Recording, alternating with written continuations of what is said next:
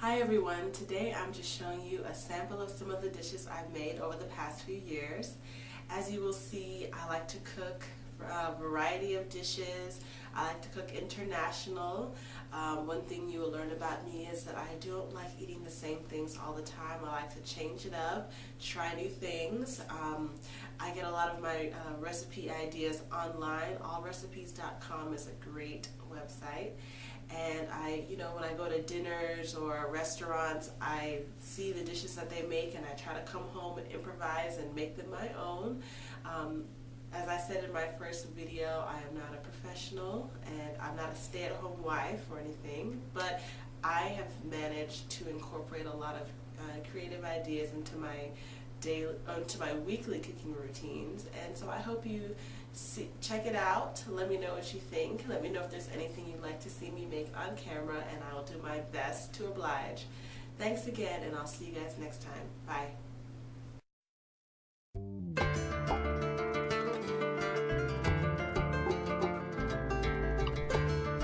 Lentils can be tricky to work with, but a food processor will do wonders.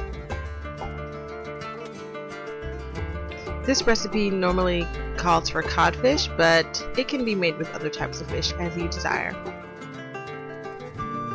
This was my second time making falafel, and it definitely took some practice, but I was really pleased with how these turned out. As you can see, I like working with chickpeas, and you can make hummus with a lot of different flavors added onto it. This recipe called for orange peel and other unique ingredients that gave it a really interesting flavor.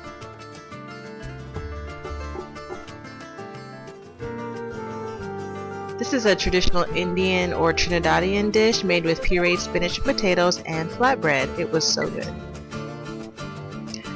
This recipe, I used rice and black-eyed peas, but you can stuff it with just about anything. This was before baking, by the way.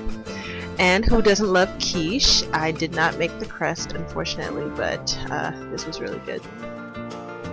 I made kale for the first time last year. I can't believe it, but it was really easy to make, just like making cabbage.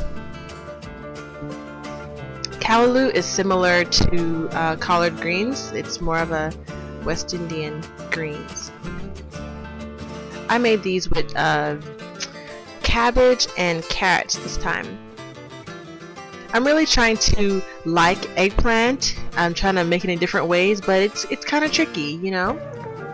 As you can see, this was another recipe I found. A stuffed eggplant was pretty good.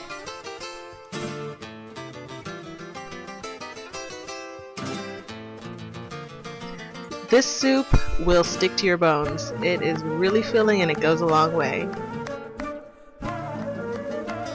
I made this by pureeing the pumpkin and onion and just letting it simmer for a while. It's a really good winter food. I liked this. This recipe called for green olives, which gives it an extra tangy flavor.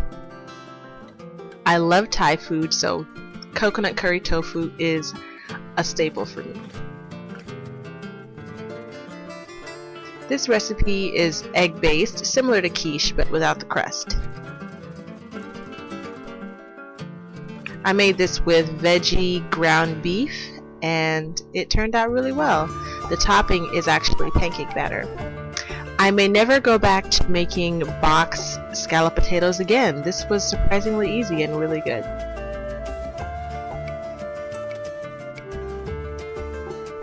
This was a crowd favorite, made with angel food cake and whipped cream and other toppings.